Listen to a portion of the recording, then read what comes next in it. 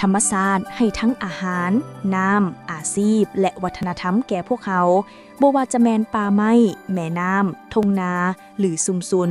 ชีวนานาพันธุ์แมนเป็นส่วนหนึ่งของชีวิตเฮา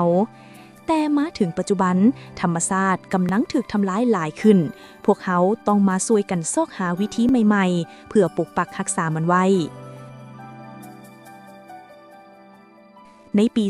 2022 บรรดาประเทศจากทั่วโลกได้พบปะกันในกองประชุมสหประชาชาติว่าด้วยชีวนานาพันธุ์หรือ COP15 และได้ตกลงเห็นดีต่อแผนดำเนินงานระดับโลกฉบับใหม่เพื่อยุติการสูญเสียชีวนานาพันธุ์เป้าหมายเหล่านี้แม่นเป็นทิศทางให้แก่บรรดาประเทศต่างๆในการจัดตั้งปฏิบัติเพื่อให้คนเฮาป่าไม้และสัตว์ป่าสามารถอยู่ร่วมกันและเจริญเติบโตไปพร้อมๆกันภายในปี 2030ยุทธศาสตร์และแผนดำเนินงานแห่งชาติด้านชีวนานาพันธุ์มีฉบับที่2แล้วเนาะในระยะผ่านมาแต่เนื่องจากว่า COP15 ได้เรียกร้องให้บรรดารัฐภาคีปรับปรุงยุทธศาสตร์และแผนดำเนินงานใหม่เพื่อให้สอดคล้องกับแผนดำเนินงานชีวนานาพันธุ์โลกฉบับใหม่คุนหมิง Montreal Global Biodiversity Framework ซึ่งในนั้นเพิ่นได้กำหนด23เป้าหมายเพื่อให้พวกเรานี่ได้บรรลุในปี 2030และก็ได้ตั้งวิสัยทัศน์ขึ้นมาฮอดปี 2050 ก็คือมนุษย์อยู่ร่วมกันอย่างกลมเกลี่ยวกับธรรมชาติเป้าหมายชีวนานาพันธุ์ระดับโลกได้ถึงหันมาเป็นการจัดตั้งปฏิบัติในระดับชาติผ่านการปรับปรุงยุทธศาสตร์และแผนดำเนินงานแห่งชาติด้านชีวนานาพันธุ์หรือ NBSAP ของสปป.ลาวด้วยการมีส่วนร่วมของรัฐบาลสุมสนและองค์การจัดตั้งต่างๆเป้าหมายเหล่านี้จึงสามารถเข้าถึงประชาชนผู้ที่อาศัยอยู่ใกล้ชิดกับธรรมชาติซึ่งเป็นการเปลี่ยนจากแผนมาเป็นการปฏิบัติตัวจริงในขั้นท้องถิ่นฉบับที่เราปรับปรุงอยู่นี่แม่นเราได้กำหนดเป้าหมายแห่งชาติเพื่อให้สอดคล้องกับ23เป้าหมายของแผนงานชีวนานาพันธุ์โลกคุนหมิง Montreal ที่สำคัญนี่อยู่ใน NBSAP ฉบับนี้แม่นมีส่วนร่วมของทุกภาคส่วนที่เกี่ยวข้องบ่ว่าจะเป็นทางภาครัฐองค์การจัดตั้งมหาชนเนาะสาวหนุ่มแม่หญิงกรรมบาลเนาะแนวราวสร้างชาติองค์การจัดตั้งทางสังคมหรือว่า CSO ตลอดฮอดชุมชนท้องถิ่นในการปรับปรุง NBSAP ฉบับนี้เนื่องจากว่าการอนุรักษ์ชีวนานาพันธุ์นี่มันเป็นหน้าที่ของหมดทุกคนผู้หนึ่งผู้เดียวเฮ็ดบ่ได้ในการอนุรักษ์สิ่งแวดล้อมหรือว่าปกปักรักษาชีวนานาพันธุ์ของเรานี่ต้องทุกคนต้องช่วยกันโดยเฉพาะผู้ที่เขาเจ้าดำรงชีวิตอยู่ติดพันกับธรรมชาติเขาเจ้ายิ่งต้องได้รับการส่งเสริมให้หันมาให้การร่วมมือในการอนุรักษ์ปกปักรักษา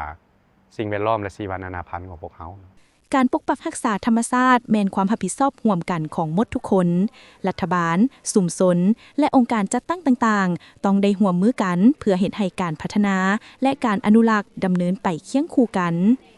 ในนามที่กระทรวงเกษตรกรรมและสิ่งแวดล้อมเนาะเป็นผู้ประสานงานหลักแต่ว่าเวียกงานอนุรักษ์ธรรมชาติและชีวนานาพันธุ์นี่มันอยู่ในทุกแขนงการและได้ระบุไว้อยู่ในบรรดายุทธศาสตร์แผนดำเนินงานของแต่ละแขนงการนั้น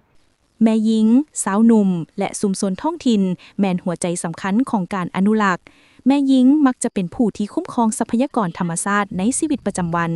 สาวหนุ่มแม่นผู้ที่มีพลังและมีแนวคิดใหม่ๆส่วนภูมิปัญญาท้องถิ่นที่สืบทอดกันมาหลายหุ่นคนนั้นแม่นมีคุณค่าสูงและบ่สามารถประเมินค่าได้ในการปกปักรักษาชีวนานาพันธุ์สาวหนุ่มแม่หญิงมีบทบาทสำคัญที่สุดในเวียกงานการอนุรักษ์ธรรมชาติและชีวนานาพันธุ์โดยเฉพาะแม่หญิงเนาะที่อยู่ในเขตชนบทเขาเจ้าอาศัยอยู่ติดพันกับธรรมชาติดังนั้นแหละเฮาจะให้เขาเจ้านี่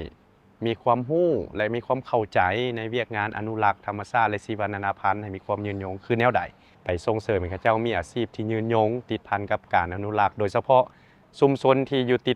ติดพันกับบรรดาเขตป่าสงวนสำหรับวัยหนุ่มนี่ยิ่งเป็นกำลังแฮงเนาะเพราะว่าเขาเจ้าจะมีแนวคิดสร้างสรรค์มีพลังงานหลายมี energy หลายในการเฮ็ดเวียกช่วยการจะตั้งของพวกเฮาเนาะช่วยการจะตั้งทั้งของรัฐและก็ของสังคมชุมชนท้องถิ่นนี่โดยเฉพาะประชาชนเนาะเขาเจ้าอยู่ติดพันกับธรรมชาติมาโดนเนาะและเขาเจ้าจะมีความรู้และความเข้าใจ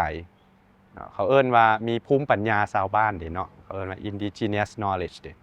ซึ่งว่าพวกนี้นี่บางเทื่อนี่นักวิชาการดังพวกเฮานี่ยังบ่สามารถเข้าถึงได้ต้องได้อาศัยภูมิปัญญาท้องถิ่นอาศัยประชาชนผู้ที่เขาเจ้าคุ้นเคยอยู่ในท้องถิ่นดังกล่าว และที่สำคัญมันเป็นบ้านเกิดเมืองนอนของข้าเจ้าข้าเจ้าต้องมีความรักและห่วงแหน การสนับสนุนกลุ่มคนเหล่านี้เรียกร้องให้มีการร่วมมือกัน เพื่อรับประกันว่า ธรรมชาติและชีวนานาพันธุ์จะได้รับการปกปักรักษาไว้ เพื่อผลประโยชน์ของทุกๆคน ทุกองค์การจัดตั้งของรัฐองค์การจัดตั้งทางสังคมองค์การจัดตั้งสากลเนาะที่จะต้องร่วมมือกันช่วยเหลือกันปลุกระดมคนขวยความกระตือรือร้นฮักในบ้านเกิดฮักในภูมิลำเนาฮักในธรรมชาติแล้วก็ฮักในชีวนานาพันธุ์ การอนุรักษ์แม่นความรับผิดชอบของหมดทุกคน นับแต่ผู้นำระดับชาติจนถึงครอบครัวในทุกๆหมู่บ้าน พวกเขาทุกคนล้วนแต่มีส่วนร่วมได้บ่ว่าจะเป็นการปลูกต้นไม้ การปกปักรักษาแม่น้ำลำเซ และการเคารพรักป่าไม้ของพวกเขา